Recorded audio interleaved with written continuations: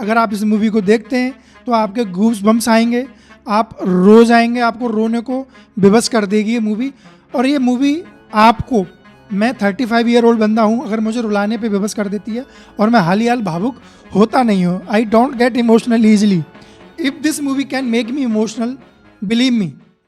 दोस्तों, कभी कभी ऐसी फिल्में आती हैं जो हमें झकझोर के रख देती हैं और इस बात को इंगित करती हैं कि सिनेमा समाज के लिए बहुत सार्थक चीज़ होती है।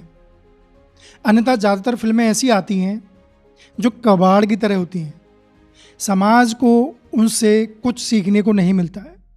ऐसी ही फिल्म नेटफ्लिक्स पे आई है, कोर्ट। इस कोर्ट मूवी को आप 10 साल पहले आई कोर्ट मूवी ना समझ लेना, ये एकदम फ्रेश और नई मूवी है। फिल्म के सारे एलिमेंट्स पे एक एक करके बात करेंगे। Direction, writing, screen play, music, acting, overall picture ने कैसा परफॉर्मेंस दिया है और ये फिल्म पैमानों पे कैसा खरा उतरती है। जैसे कि आपको कितना सिखाती है, आपको कितना रुलाती है, आपको कितना गुदगुदाती है। जैसे कि मैंने पहले वीडियोज़ में भी कहा है कि फिल्मों के कुछ मानक होते हैं जो दर्शक को फील कराते हैं, उन पे खरी उतरती है। तो कोर्ट मूवी उन मापदंडों पे कितना खरा उतरती है, आइए देखते हैं। सबसे पहले फिल्म के डायरेक्टर, राइटर एक ही हैं और इनका नाम है राम जगदीश। इन्होंने स्क्रीन प्ले लिखा है। फिल्म को प्रोड्यूस किया है प्रशांति जी ने और म्यूजिक दिया है विजयी वल्गानिन ने और अभिनेत्री का रोल किया है श्रीदेवी ने। फिल्म को कहानी को बिना स्पॉइलर के समझाने की कोशिश करता हूँ। फिल्म के दो महत्वपूर्ण हिस्से हैं। एक है फ्यूडल सोसाइटी से आते हुए कुछ लोग जो बहुत पावरफुल हैं और एक स्टोरी है जो कोर्ट की स्टोरी है, न्यायालयों की। खासकर जो हमारे छोटे न्यायालय होते हैं, डोमेस्टिक कोर्ट होते हैं, सेशन कोर्ट होते हैं, वहाँ क्या चलता है। एक बंदा है जो कि एस्पायरिंग एडवोकेट है और एक नामी ग्रामी एडवोकेट के नीचे प्रैक्टिस कर रहा है, सीख रहा है। और ये दिखाया गया है कि कैसे टैलेंट को बड़े बड़े एडवोकेट्स आगे बढ़ने से रोकते हैं, चाहे उनमें कितनी भी काबिलियत हो, चाहे उनके लिए वो केसेस की स्टडी करके उनके लिए मसाला देते हो, उन्हीं रीजन से, उन्हीं आर्गूमेंट से वो बड़ा वकील जीत जाता है, लेकिन उन्हीं आर्गूमेंट्स जिसने तैयार किए हैं उनको कोर्ट में जाने नहीं देते।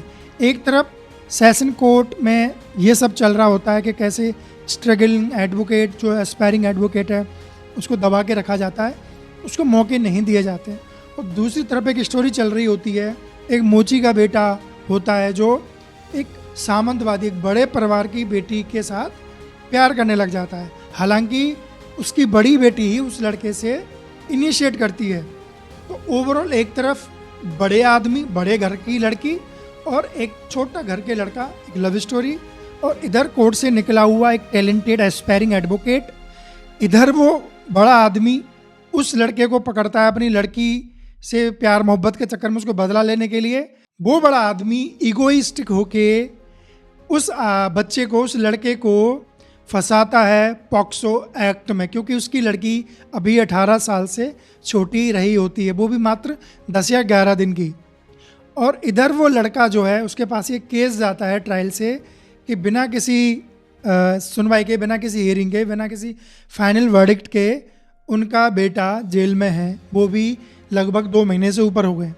तो वो केस उस लड़के को सीधे नहीं देता है उसका बॉस, लेकिन वो चोरी चुपके उस केस को लड़ने जाता है और उस केस को लड़ते लड़ते वो अपने आप को ग्रो करता है और उसको अंत में जीत मिलती है।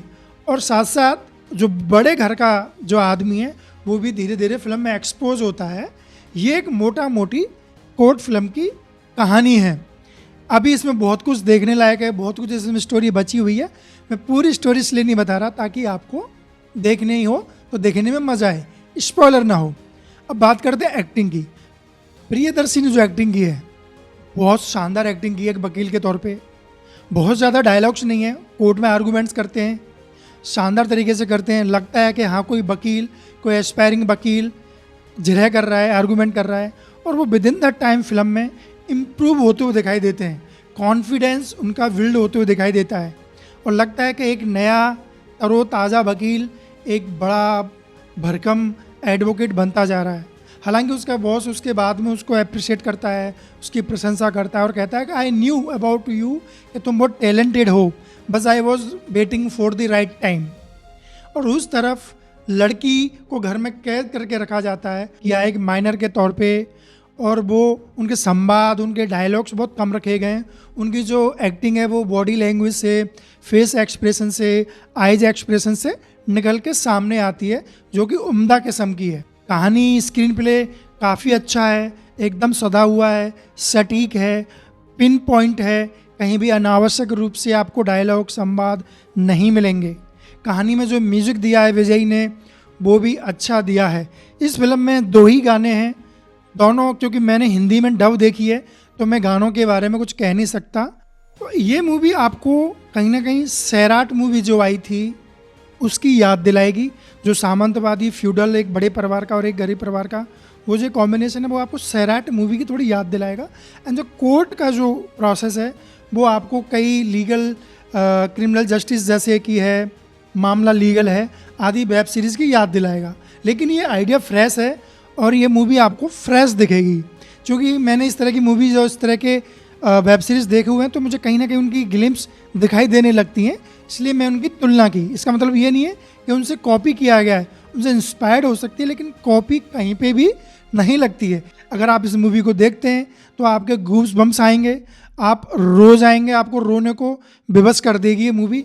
और ये मूवी आपको, मैं 35 ईयर ओल्ड बंदा हूँ, अगर मुझे रुलाने पे विवश कर देती है और मैं हाल ही हाल भावुक होता नहीं हूँ। I don't get emotional easily. If this movie can make me emotional, believe me this is must watch movie. अगर आपको ऐसे और रिव्यू चाहिए तो आप चैनल को सब्सक्राइब कर सकते हैं, बेल आइकन को दबा सकते हैं ताकि आपको आने वाले नई नोटिफिकेशन वीडियोस के मिल सकें। नमस्कार।